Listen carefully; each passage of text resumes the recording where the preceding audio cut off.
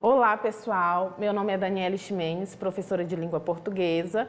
Hoje continuaremos a aula de literatura e hoje eu trouxe um tema maravilhoso, especial, que com certeza você já deve ter ouvido falar, principalmente pelos seus avós, enfim, pelas pessoas mais velhas que gostam desse tipo de produção literária, que é a literatura de cordel. Então a gente vai conceituar, vai entender o que é essa literatura, quais são as características dessa literatura e, por último, analisaremos questões do Enem acerca dessa temática, tá?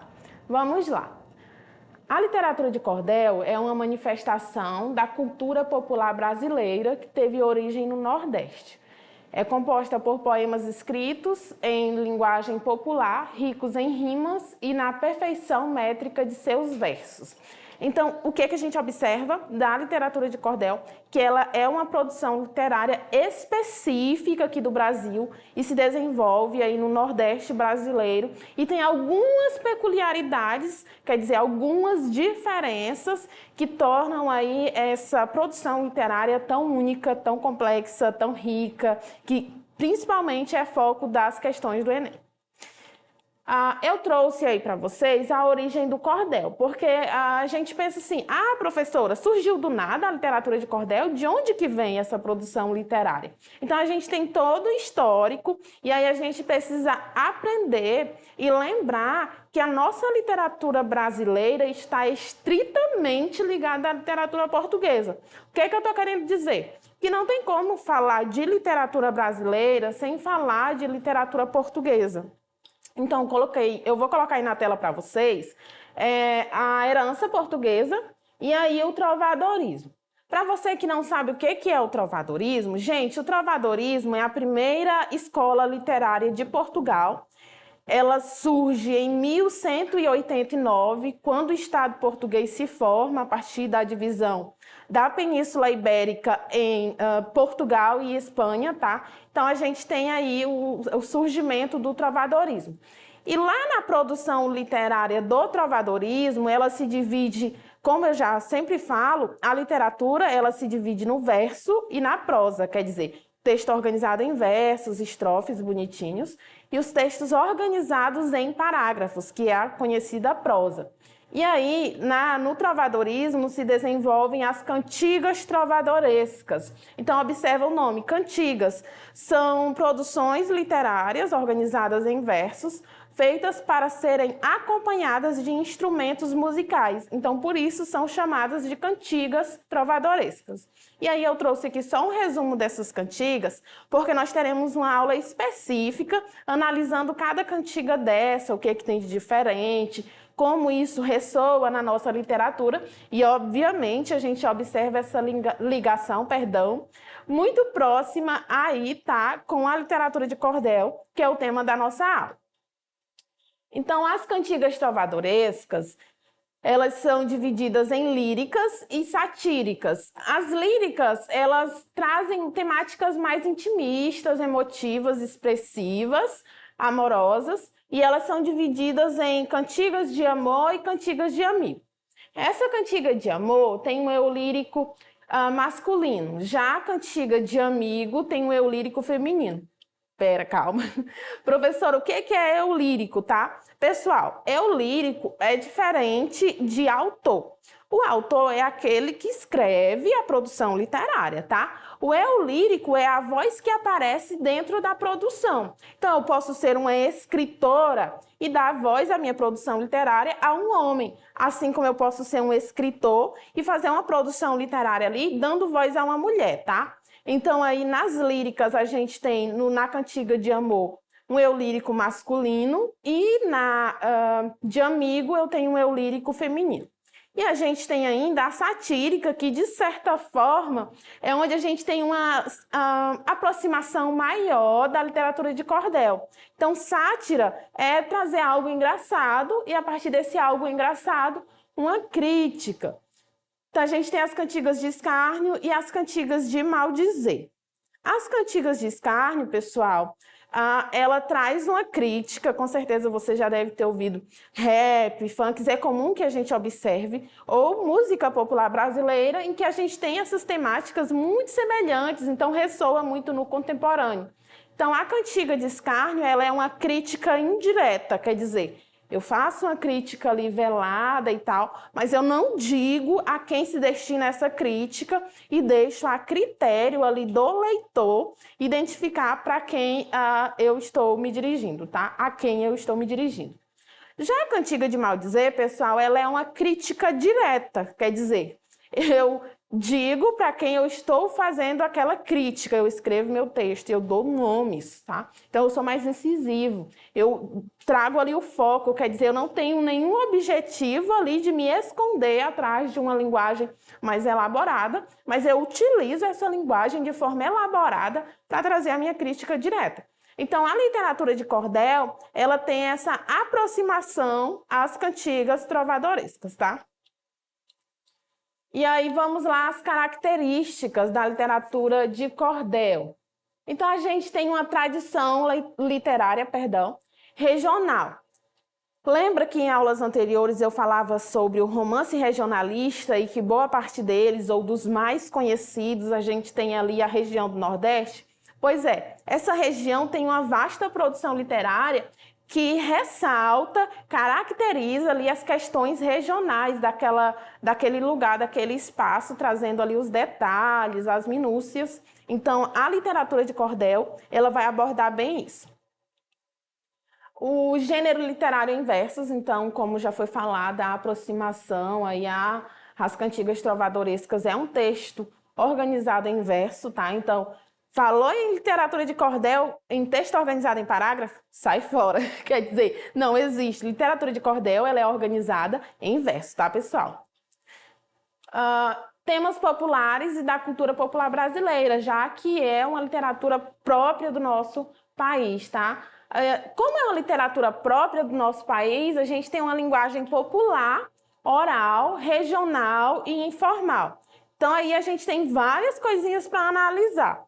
O que é uma linguagem popular? É aquela linguagem que faz parte da massa, que é diferente do nível formal da língua portuguesa, que a gente vê em documentos oficiais, que a gente vê em provas, em exame, em exame, assim como é cobrado na redação do Enem, por exemplo, que eu tenho que usar o nível formal da língua portuguesa.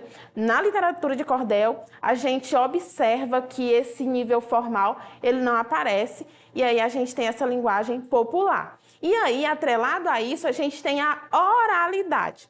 Lembra que eu falava anteriormente que as cantigas trovadorescas foram feitas para serem acompanhadas de instrumentos musicais?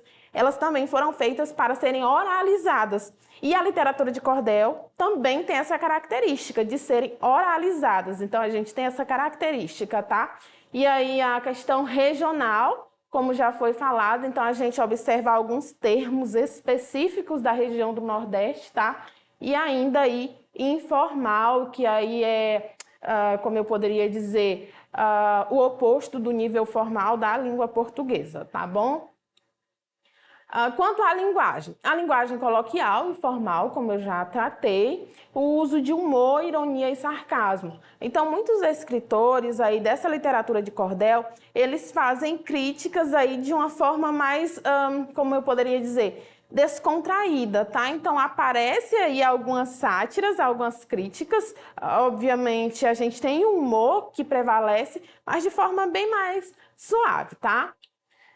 Os temas são diversos, quer dizer, eu posso em uma literatura de cordel encontrar o folclore brasileiro, um tema religioso, o profano, palavrinha nova. Você sabe o que é profano? Profano são aqueles temas em que a gente não tem o hábito de ouvir ou que são considerados, como eu poderia dizer, fora do padrão social, nesse sentido de ser fora do que é ideal, do que é correto, enfim, que são temas pouco debatidos, pouco abordados, tá? Então, é comum que a gente observe temas políticos também, episódios históricos são narrados e a realidade social. Dentro dessa realidade social, pessoal, a gente observa também as críticas sociais, quer dizer, é uma realidade que aparece ali recriada, e nessa recriação eu tenho uma crítica, tá bom?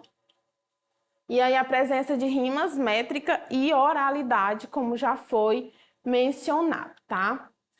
Os principais autores, a gente tem o Leandro Gomes de Barros, que é de 1865 a 1918. Então, o que é que a gente observa, pessoal? Que a literatura de cordel não é algo novo. Então, observa aí, quando eu vou para o João Martins de Ataíde, é uma produção aí de 1900, enfim, ele tem uma produção literária muito boa e que já é bastante antiga, tá? O Patativa do Assaré é comum que a gente observe bastante aí nos livros didáticos, você com certeza já deve ter ouvido em algum momento.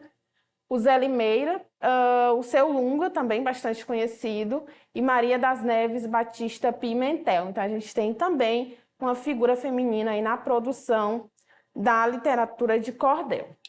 E aí, eu trouxe aqui duas questões para vocês. Essa primeira questão, ela está lá no livro Resolva Enem, é o volume 1, tá? Você encontra lá na página 145, então não vai confundir, não é aquele livro da capa vermelha, é aquele outro livro que tem diversas questões de diversas áreas do conhecimento. Então, se você tiver ele aí, abra na página 145, que você pode acompanhar essa questão. Mas se você não tem, fica tranquilo, continua aqui e vamos fazer a leitura da questão juntos, tá? Tá, pessoal. Sempre enfatizo que quando a gente fala de literatura, tem muito texto. Então, quando se fala de Enem, principalmente esses textos, eles vão aparecer. E aí, outra coisa que eu venho ressaltar antes de iniciar essa questão. A gente tem na literatura a produção em si, que de repente pode aparecer no Enem, por exemplo, um trecho de A Cartomante, um trecho de Iracema, um trecho de Macunaíma, mas aí eu posso ter um texto ali que tem uma crítica literária. E aí, o que é a crítica literária, pessoal? É um ponto de vista, uma opinião de um certo teórico crítico ali da literatura sobre determinada temática, sobre determinado autor, sobre determinada produção. E no caso dessa questão, a gente tem aí algo relacionado à literatura de cordel, que foi o tema da nossa aula de hoje. Vamos fazer a leitura juntos. Diz assim: a literatura de cordel é ainda considerada, por muitos, uma literatura menor, quer dizer, inferior. A alma do homem não é mensurável e desde que o cordel possa exprimir a história, a ideologia e os sentimentos de qualquer homem, vai ser sempre o gênero literário preferido de quem procura aprender o espírito nordestino. Os costumes, a língua, os sonhos, os medos e as alegrias do povo estão no cordel. Na nossa época, apesar dos jornais e da TV, que poderiam ter feito diminuir o interesse nesse tipo de literatura, e da falta de apoio econômico, o cordel continua vivo no interior e em cenáculos acadêmicos. A literatura de cordel, as xilogravuras e o repente não foram apenas um divertimento do povo. Cordéis e cantorias foram o professor que ensinava as primeiras letras e o médico que falava para inculcar comportamentos sanitários.